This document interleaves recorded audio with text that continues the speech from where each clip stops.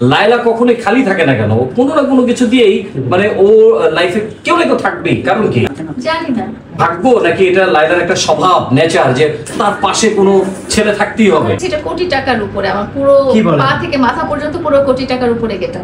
আপনি ওনার গায়ে হাত দিয়ে রাখছেন কেন এখনো? আমি তো শুটিং এর মাঝে ছিলাম, আপনারা চলে আসছেন এখন, এই জন্য এইভাবে দেখেছেন বলেন। আচ্ছা আচ্ছা, এখন আমি ওনাকে পরে জিজ্ঞেস করেছি যে এটা কি রাখবো, বলছে হ্যাঁ এটাই সুন্দর লাগতেছে।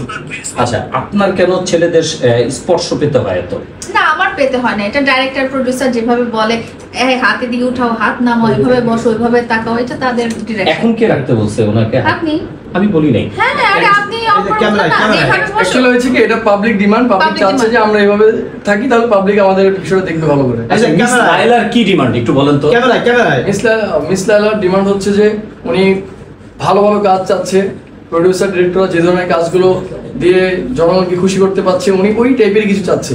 আচ্ছা, আপনি মিস লায়লা, আপনি কেন একটু বয়স্ক বা আমাদের মতো একটু মোটা গোটা বা একটু যাদের একটু তাদেরকে কেন পছন্দ করেন? আপনি চিকনা চাকনা এই মনে করেন, অনেকে দেখতে আর কি, অনেকে বলে ফটকা বা হিরুচিও বলে অনেক কমেন্টসে, সরি আপনাকে বলছি না, এদেরকে কেন আপনি কেন বেছে নেন? না, আমি বেছে নেওয়ার এখানে আসলে কোনো অপশন নাই। এখানে যেটা বলেছি, আমরা যেই মিউজিক ভিডিওটা করি বা যে কন্টেন্টটা করি, সেই কন্টেন্টের বা ভিডিওর ডিরেক্টর প্রোডিউসারের চয়েস অনুযায়ী হয়। এখানে আমি আসলে ওকে পার্টিকুলারলি বেছে নিয়ে নাই, ও সামহাও ওকে কাস্ট করা হয়েছে আমার বিপরীতে। তো সেখান থেকে যখন দেখলো যে এই জিনিসটা খুব ক্রেজি উঠে গেছে, খুব দর্শকপ্রিয়তা পেয়েছে, তখন ওরা মনে করছে যে আরো কন্টিনিউ করি বা আরো কাজ করা। লায়লা কখনোই খালি থাকে না কেন? কোনো না কোনো কিছু দিয়েই মানে ও লাইফে কেউ না কেউ থাকবেই। কারণ কি জানি না, মানে কি লায়লার কি মানে ভাগ্য নাকি এটা লায়লার একটা স্বভাব, নেচার, যে তার পাশে কোনো ছেলে থাকতেই হবে, তারপর কোনো পাগল টাগল থাকতে হবে? লায়লার পাগল চলে আসে, আমি দাওয়াত করি না। দাওয়াত করেন না? আচ্ছা, সত্যি করে বলবেন, আপনাকে কত টাকা দিয়ে ভাড়া আনছে লায়লা? আমি কি ভাড়া করার জিনিস? আমি জানি না, এই জন্যই আপনার কাছে জানতে চাইছি। মানুষ কি ভাড়া করা যায় এইভাবে? ডেফিনেটলি করা যায়। হ্যাঁ, বউ ভাড়া পাওয়া যায়, বাবা ভাড়া পাওয়া যায়। আপনি নিউজ দেখেন নাই? তাহলে আমাকে একটা বউ দিন ভাড়া।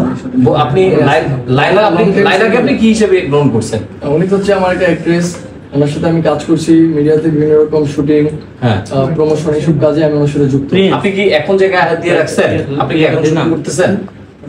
হ্যাঁ, এই যে আপনার ইন্টারভিউ, আপনি এতগুলো জার্নালিস্টের সামনে আপনি ইন্টারভিউ দিচ্ছেন, আপনি গায়ে হাত দিয়ে রাখতেছেন, আপনি চুলের গ্রান নিচ্ছেন। আমি একটা শুটের অংশে ছিলাম, আপনার এই মুহূর্তে চলে আসছেন, এখনো তো আপনি গায়ে হাত এটা হচ্ছে পাবলিক ডিমান্ড। আপু আছে, এখন তো একটু আল্লাহ বিল্লাহ করা উচিত, আপনার নামাজ কালাম পড়া উচিত। আচ্ছা, সবচেয়ে মজার ব্যাপার হচ্ছে আল্লাহ বিল্লাহর জায়গাটা আমি আমার পার্সোনাল ক্ষেত্রে ঠিকই রেখেছি, বিকজ আমি খুবই আল্লাহতে বিশ্বাস করি, এবং আমি আমার ধর্মটা আমি পালন করি, সেটা আমি আলাদা রেখেছি, সেটা সোশ্যাল মিডিয়াতে প্রকাশ করার মতো। আপু, আপনি যে ড্রেসটা পরেছেন 1 কোটি টাকা দাম, বাংলাদেশে আজ পর্যন্ত কোনো নায়িকা, ব্র্যান্ড প্রমোটার থেকে শুরু করে কাউকে দেখি নেই 1 কোটি টাকার একটা ড্রেস আপ বা একটা গহনা সহ আপনি পরেছেন, কাউকে দেখি নেই। আসলে এই যে 1 কোটি টাকার ড্রেস আপ পরে আপনার অনুভূতিটা কেমন?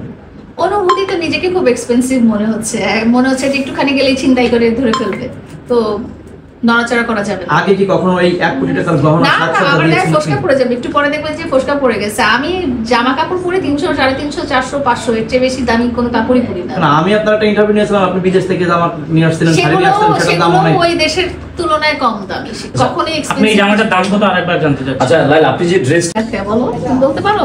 পারি। ও পারে না বলতে। না পারি, আসলে হচ্ছে কি, ওর সাথে না অনেক চিট করা হয়েছে লাইফে, বিভিন্ন পারপাসে অনেক চিট করা হয়েছে, তো ওই দিক থেকে না ও এটার প্রতি অনেক ঘৃণা প্রকাশ করে, যে আসলে মানুষ ভালোবাসা দিয়ে আবার চলে যায়। এটা একটু আমাদের সামনে একটু সোহাগ করবেন, একটু ভালোবাসা, মনে করেন আমি ডিরেক্টর, আপনাকে ডিরেকশন দিচ্ছি, লায়লাকে একটু সোহাগ করেন, কিভাবে করবেন? তুমি ভালোভাবে খাওয়া দাওয়া করবা, এটা সোহাগ? হ্যাঁ, তো পরামর্শ।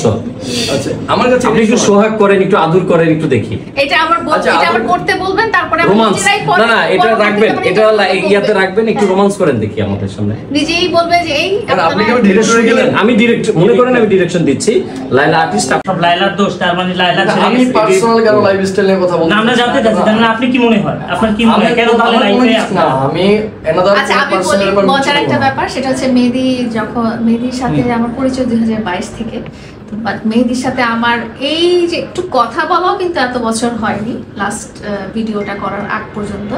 তো মেহেদি যখন আমার সাথে কিছুদিন কাজ করলো, ভিডিও করলো, সেই পারপাসে কিছুটা টাইম স্পেন্ড করা হয়েছে, যেমন এখন কিছুটা কথা বলতে পারছি, তখন সে খুব অবাক হয়ে বললো কি, আমি ভাবছিলাম তুমি ভিলেন।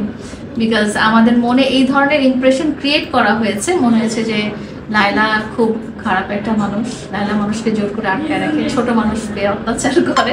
তো এই ফিলিংসটা ওর মধ্যে কিন্তু ছিল। লায়লা, ও যদি আপনার সাথে আবার ও প্রতারণা করে, তাহলে লায়লা কি সমাজের কাছে মানে কিভাবে প্রকাশ করবে আচ্ছা, যে প্রতারণা করার ব্যাপারটা তখনই আসবে যখন আমি ব্যক্তিগত সম্পর্কে সম্পর্কিত হব। তো মেহেদির সাথে আসলে এই ধরনের কোনো সম্পর্কে সম্পর্কিত হওয়ার কোনো সম্ভাবনা নাই।